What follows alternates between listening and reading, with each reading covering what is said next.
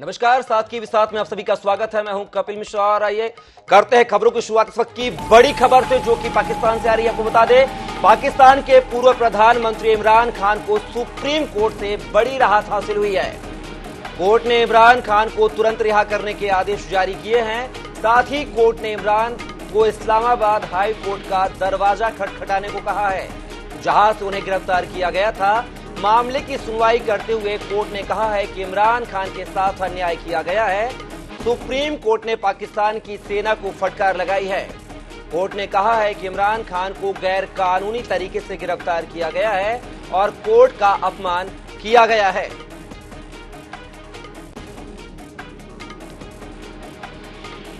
तो बड़ी खबर आपको पाकिस्तान से बता रहे हैं, जहां पर सुप्रीम कोर्ट ने इमरान खान की रिहाई के आदेश दिए हैं। इमरान खान को परिवार से मिलने की इजाजत दी गई है। पूर्व मंत्री इमरान खान को मिली राहत, सुप्रीम कोर्ट से रिहाई के आदेश हुए हैं। तो बड़ी खबर आपको पाकिस्तान से बता रहे हैं, जहां पर इमरान खान को परिवार से मिलने की इजाजत मिली है। पूर्व प्रधानमंत्री इमरान खान को मिली बड़ी राहत। तो पाकिस्तान से बड़ी खबर आपको बता रहे हैं, जहां पर सुप्रीम कोर्ट ने रिहाई के आदेश दिए हैं।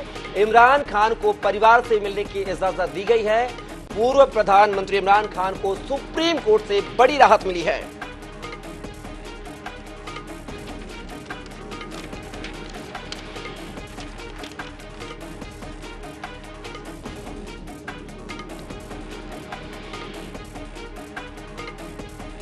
और इसी खबर पर हमारे साथ पाकिस्तान से वरिष्ठ पत्रकार शहजाद अनवर फारूकी साहब हमारे साथ जुड़ चुके हैं। शहजाद जी, बहुत बहुत स्वागत है आपका। और जानना चाहेंगे कि जिस तरीके से पाकिस्तान की सुप्रीम कोर्ट ने बड़ा फैसला दिया है, इमरान खान को रिहाई के आदेश दिए हैं, पहले तो आप इस सुप्रीम कोर्ट के फैसले को कैसे देखते हैं? जी, बिस्मिल्लाहिर्रहमानिर्रहीम, बहुत शुक्रिया। अच्छा, गुजारिश ये है कि ये परसों इनको अरेस्ट किया गया था और चूंकि इस्लामाबाद हाई कोर्ट के अहाते से शीशे तोड़कर और एक इस्लामाबाद हाई कोर्ट के ऐसे दफ्तर में जहां के वो बायोमेट्रिक की तस्दीक के लिए मौजूद थे और वो अपनी जमानत लेना चाह रहे थे इस्लामाबाद हाई कोर्ट से, इस दौरान जब उनको उठा लिया गया तो वो एक ऐसा मामला था जिसके बायस सुप्रीम कोर्ट ऑफ पाकिस्तान ने अपने तहफ़्फ़ुज़ात का इज़हार किया। इसकी आज सुबह जब समाअत हुई तो उस वक्त अदालत का मूड ये लग रहा था कि वो इस मामले पे खुश नहीं है। जिस तरह से इस्लामाबाद हाई कोर्ट के एहतराम को मलूज़े खातिर नहीं रखा गया और जिस तरह से इस्लामाबाद हाई कोर्ट के अंदर घुसकर रेंजर्स ने गिरफ्तारी की, तो वो शायद उनके नज़र में एक ऐसा वाक़या था कि जिसका नोटिस लेना ज़रूरी था, जिस पर हुक्म देना ज़रूरी था। क्योंकि आज एक ज़िलई अदालत पर भी हमला हुआ वहाँ पे मियांवाली में। तो उसके बाद फिर मुझे लगता ये है कि चीफ जस्टिस ऑफ पाकिस्तान ये महसूस करते हैं कि अगर आप इस तरह से अदालतों के अहाते के अंदर से और इमारतों के अंदर से आप मुल्ज़िमों को पकड़ना शुरू हो जाएंगे तो मुल्ज़िमान को तो ये लगेगा कि शायद अदालतें जो है वो रियासत या इंतजामिया के सहूलतकार के तौर पर काम कर रहे हैं और वो गिरफ्तारियों को यकीनी बनाने के लिए यहाँ पर बुलाया जाता है। और हालांकि अदालतों को अपना गैर जानिबदार रवैया जो है या अपनी गैर जानिबदारी की जो पोस्टर है उसको बरकरार रखना था। और ये मुल्ज़मान चाहे वो किस नवीयत का भी हो, उसको ये एतमाद होना चाहिए कि अगर वो इंसाफ के लिए अपने आप को अदालत के सामने लेके जा रहा है तो उसको पूरा सुना जाएगा और उसके साथ सुनकर इंसाफ किया जाएगा। तो इन तमाम हालात के पेश नज़र आज ये हुक्म दिया गया कि आपकी जो गैर कानूनी आपकी जो गिरफ्तारी थी, उन्होंने कहा कि हम वारंट की हैसियत को चैलेंज नहीं कर रहे, सिर्फ जो गिरफ्तारी का प्रोसीजर है, जो तरीकाकार है वारंट की तामील का, उसको हम समझते हैं कि वो गैर कानूनी है। और अभी फिलहाल उनको जो पुलिस लाइंस के गेस्ट हाउस यानी जहाँ पे वो पिछली रात रह रहे थे, वो के रिहा करने का हुक्म दे दिया गया है। लेकिन चूंकि सिक्योरिटी का उस तरह से इंतजाम नहीं है अभी, चूंकि खुद इमरान खान की मुतअद्दिद बार कह चुके हैं कि उनकी जिंदगी को शदीद खतरात लाहक है, तो ऐसे में वो ये ख्याल करते हैं कि उनकी सिक्योरिटी के पेश नज़र उनको वहीं पर रखा जाए और उनके फैमिली और वकला के हिसाब से कुछ 10 लोगों को उनसे मिलने की इजाज़त होगी। और कल वो इस्लामाबाद हाई कोर्ट में अपना वो केस जिसके दायर करने के लिए वो बायोमेट्रिक की तस्दीक के लिए मौजूद थे इस्लामाबाद हाई कोर्ट में, तो वो कल वहां जाएंगे और इसी केस में अपनी बेल लेने की कोशिश करेंगे। और अगर इस्लामाबाद हाई कोर्ट उनको बेल दे देती है तो उसके बाद फिर वो घर जाने के लिए आज़ाद होंगे। शहजाद जी, आगे अगर बात की जाए तो क्या कुछ और होने की आशंका है, संभावनाएं बताई जा रही हैं? कहा गया है कि इमरान खान को पुलिस गेस्ट हाउस में रखा गया है, वह अपने परिवार से मिल सकते हैं, बाकी किसी और से नहीं मिल सकते हैं।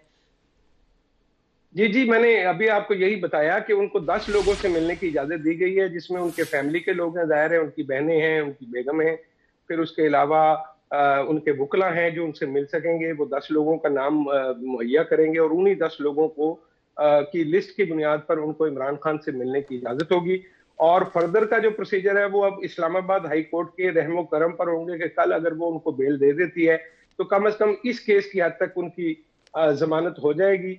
और लेकिन कल से एक और सिलसिला शुरू हुआ है, जिस तरह से पाकिस्तान तहरीक इंसाफ के लीडरान को नक्ज़े अमन के खदशे के तहत पुलिस हिफाजती तहवील में ले रही है, जिसमें फवाद चौधरी हैं, असद उमर हैं, शाह महमूद कुरैशी का नाम भी लिया गया, इसी तरह से और जो रहनुमा हैं पाकिस्तान तहरीक इंसाफ के, उनको हिफाजती तहवील में दिया जा रहा है 3 MPO के तहत।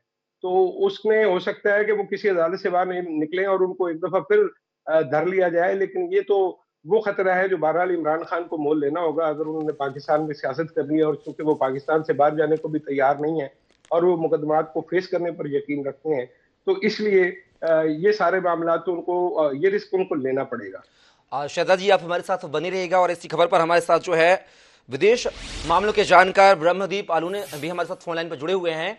ब्रह्मदीप जी, पूरे मामले को आप कैसे देखते हैं? इमरान खान को आज रिहाई दे दी गई है सुप्रीम कोर्ट के आदेश पर। देखिए, कोई भी लोकतांत्रिक देश होता है वहां पर रियासत और सियासत जो है उसका चरित्र संवैधानिक होना चाहिए।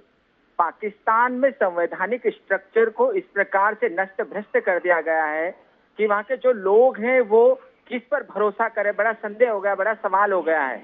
और जब सत्ता तंत्र और सेना पर भरोसा नहीं रहा और जब लोग सड़कों पर आ गए, लोग वहां पर सिविल वार की नौबत आ गई, वहां पर जब सुप्रीम कोर्ट ने इमरान खान की जो गिरफ्तारी उसको अवैध ठहराया है, तो निश्चित तौर पर पाकिस्तान में शांति स्थापित करने के लिए ये सुप्रीम कोर्ट का ऐतिहासिक आदेश है।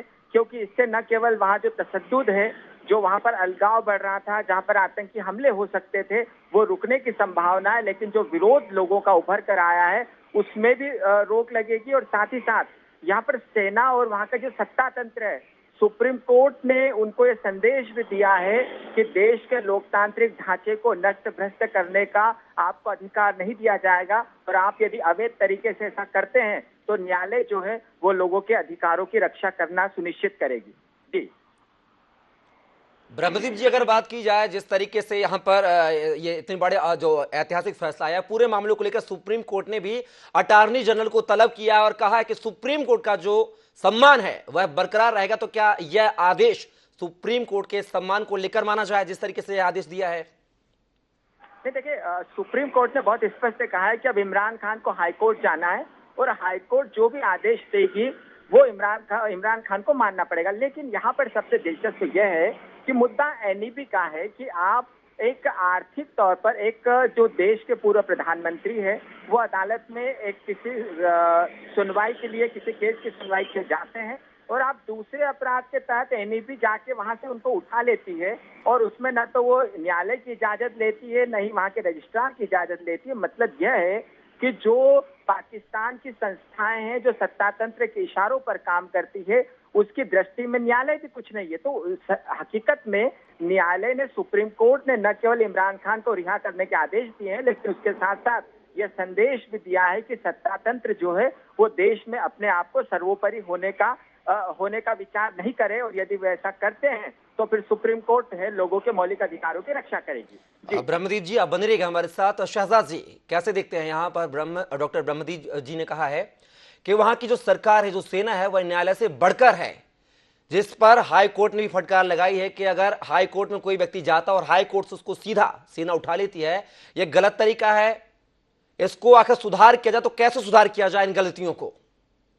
देखिए, रूल ऑफ लॉ जो है वो थंबनेल है बुनियादी तौर पर किसी भी रियासत को चलाने के हवाले से।